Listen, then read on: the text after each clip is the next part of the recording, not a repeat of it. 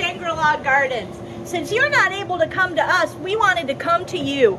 If you're like me, I've been wondering what's been going on at Ruby Lake and what these birds have been doing while we've all been home. So, we're gonna go take a look. Follow me in. As we start our adventure today, we know that birds need three main things: food, water, and shelter.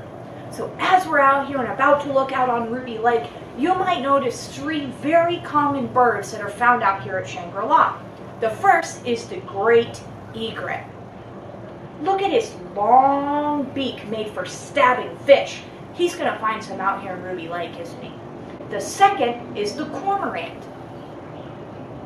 Look at his long hooked bill. It's like he can hook fish just like you would with your fishing pole. The third is the white ibis. It has a very unique beak. It's very long and curved. And he takes that beak and he sticks it in the mud looking for tasty things to eat. So follow me over here. We're going to get a better look on what's outside. We're in the bird blind looking at some of these nesting egrets. If we're really quiet, we might get to see some mamas sitting on their babies. Let's take a look.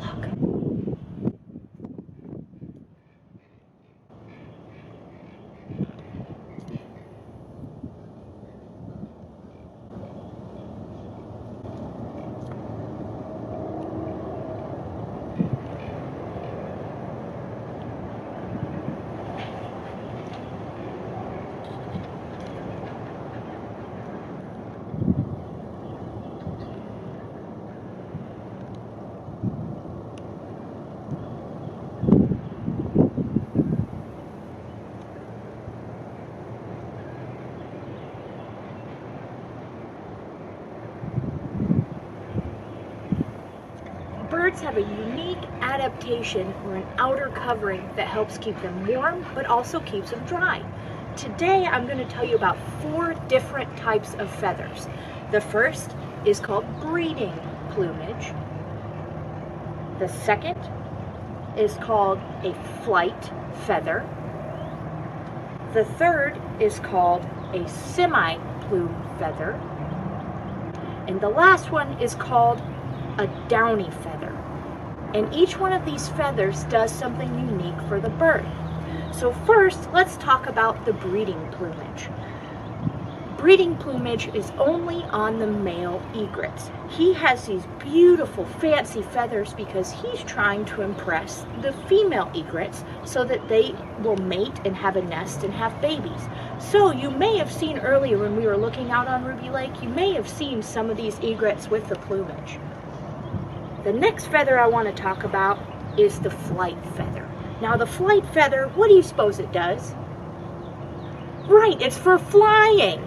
This is what the bird uses to fly. Well, these feathers also have a really unique adaptation. I want you to take a look at my board here. Who's ever seen a bird preening itself? You know what that means? Where they're taking their feathers and they're pushing them like this. What they're doing is sometimes the feathers get holes in them just like this, and when the bird preens itself, it's putting it back together. So on our board you'll take a look and you'll see different parts of our feather, and in this flight feather, this big stiff part right in the middle, that's called the rachis. It's like the backbone. It's what gives it structure, makes it nice and straight. The second part of our feather that I want to point out is called the barb. And you could think of that kind of like a skeleton. It's on the outside. That's this part. And on each barb, there's something called a barbule. And you can't really see it unless you had a good hand lens, but that acts like zipper teeth. So what it does is when the bird preens, or it pulls its feather like this, it's putting them just like the teeth of a zipper back together. So that's incredibly important on a flight feather. Why do you think? Because it's got to catch air to fly. Right. All right, so the last 2 feathers I want to talk about also serve a very specific purpose. We talked about the breeding plumage, that's to look good. We talked about the flight feathers, that's to fly. And next we're going to talk about semi-plume feathers and downy feathers. Now semi-plume feathers, you can see it still has some structure to it, but it has some real fluffy part here. And then on this feather here, the downy feather, you can see that it's really fluffy. This feather plays a really important role for the bird, and that's to keep it warm. So each one of these feathers has its own function. The semi-plume feather, it keeps it warm, but it also kind of protects it a little bit too. So that's one you would find in between the flight feathers and the downy feathers. So we have those breeding plumage to make the bird look good. We have those flight feathers so it can fly. We have the semi-plume feathers that help keep it warm but also provide some structure like our flight feathers. And then we have our downy feathers. That's what keeps the bird warm. It's like fluffy on the underpants, all right? So each one of those feathers is important. All right. We've discussed lots of things having to do with birds today. We talked about the common birds you might find out here on Ruby Lake. We talked about their feathers and all those different adaptations. We talked a little bit about their beaks and some things they might eat and how they're different. We forgot one major component. We said that birds needed 3 things: food, water, and shelter. That's right. So shelter is their nest. Birds build nests, and when we were out there looking, I know you saw some mama birds and some other birds sitting in their nests, but I have a challenge for you.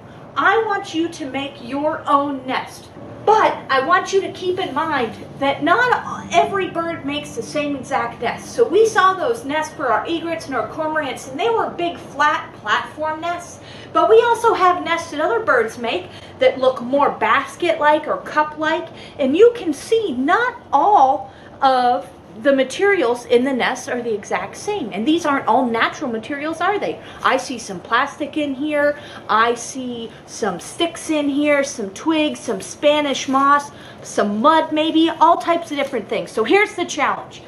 I want you to go outside, I want you to find the perfect nest materials, and then I want you to build me a nest of your very own.